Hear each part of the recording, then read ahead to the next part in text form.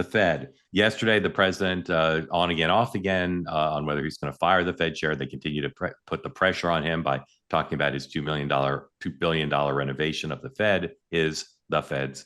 The Wall Street Journal editorial board agrees with many of the president's top economic advisors that firing the Fed chair would be a bad idea. He would probably try to fight and stay. It would be held up in the courts, and it would be a big mess, and markets wouldn't like it, although markets didn't much like the tariffs, and they somehow found a way to make their peace with them. As far as I'm concerned, there are 4 or 3.5, depending on my sources, candidates. Scott Bessent, who's currently, I believe, in Asia, and is not around to stop the president from firing the Fed chair. So I think he might do it while Scott's away. Scott Bessent, Kevin Hassett, Kevin Warsh, and door number 4. Here's Kevin Warsh, who has a very organized and enthusiastic group of supporters trying to get him the slot. Here's Kevin Warsh on CNBC this morning, 1:13. And I know it's very common now to say the problem is the president's being so mean to these guys. Most of these Fed's problems are because of Fed mistakes. The Fed needs to stop defending their mistakes and vindicating their critics and get on the right track.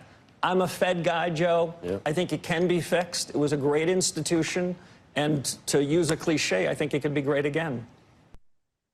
So I'm told reliably that he's now getting pints of blood from Steve Bannon injected into his system to go full MAGA. Yes. I don't believe he will be the pick.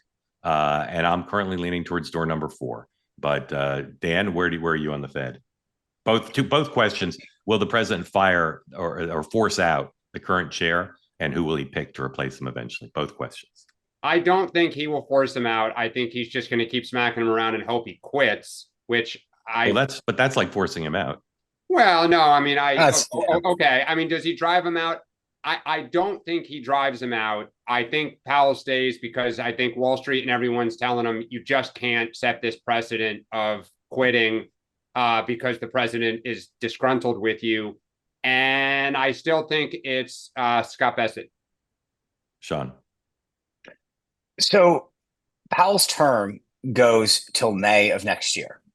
I have a greater likelihood of picking the correct Powerball numbers 5 nights in a row than whether or not Donald Trump will fire him or not. Because the idea that anyone can predict what he does over the course of the next, 9-10 months is just, I mean, he could go back and forth 6 times. I don't currently think he will fire him, but I think what about successfully force him out?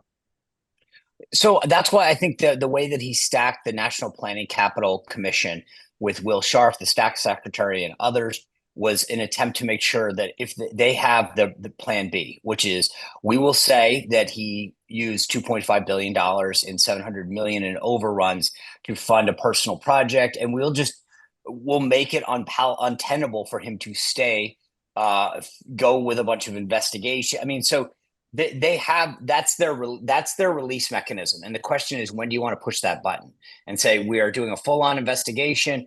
Powell obviously took it seriously enough that he called in Michael Horowitz, the IG, to say, "Hey, you go look at it." So both sides are staring at each other, saying, "I know what you're going to do to me, and we're prepared on the Powell side if you go that way." But the IG can't stop them.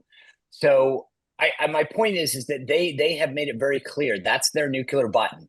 We've got it. We're ready. We can push it, and that's where.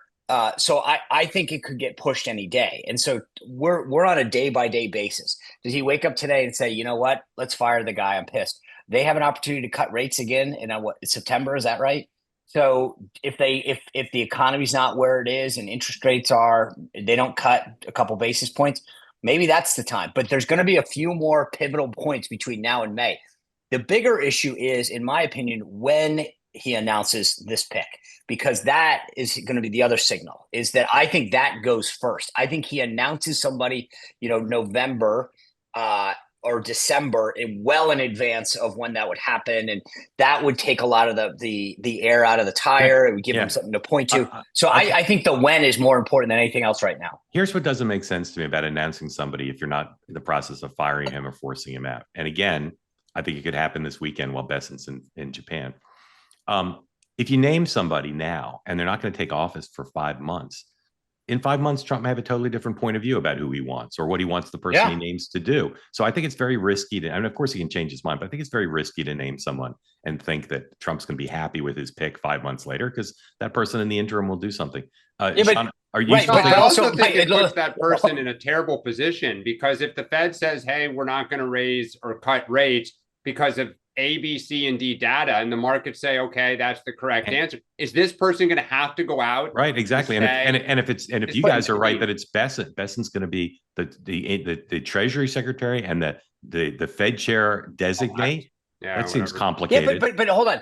Right. But again, we're talking through this as if any of that, like, let's just play this out. You're right. Bessett's the pick. And for the next 5 and 10 months, he's hanging out there as dual hatted as the prospective chair / Treasury Secretary. Look at what happened with the UN ambassador.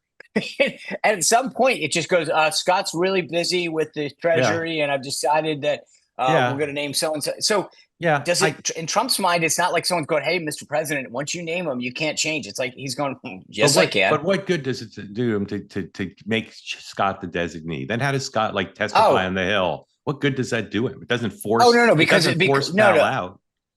Yeah, but it gives you let's just play this out. He announces them this weekend. He's flies back from Asia. He names him. September comes along. The Fed doesn't cut rates. And he says, Scott, go say, if I had been chairman now, I would have cut rates. And Trump says, you know what? See, this is why we need him now and sooner. My policies would be going in. That's a great talk. The economy would be flourishing. He wants a shadow Fed chair. That's it. Well, he wants to be able to say, if I could have done this, the economy went better. I'm getting stymied by Jerome Powell. And you still think it's going to be Bessent, right? As of today, but look. What I've said, just to be clear, is I think it's Bessett's to turn down. If Scott says no, Kevin is still Hassan's number 2. And by the way, look, I will say this: I give Kevin Warsh a lot of credit for the audition. He is doing probably a textbook audition. As I said, the problem is until he starts meeting with Trump personally, you're not going to get the job. Trump isn't going to trust it. And Bessent, for as much as he does have a lot, you're right, there's a lot of MAGA that are pushing him. The one issue that I will tell you is interesting is that there's a lot of people on the flip side that are pushing out. You realize he's a Johnny-come-lately to a lot of these issues. Yeah, that's the case they're making on the other side. That it's nice that he's now saying this, but Mr. President, do you want to trust a guy who blows, who puts his finger in the wind? Keep your eye on door number 4. Want more great clips like that? I've got an idea. Hit the subscribe button, be part of the two-way community, never miss a clip, and you can always watch our full episodes, join them live. Go to twoway.tv.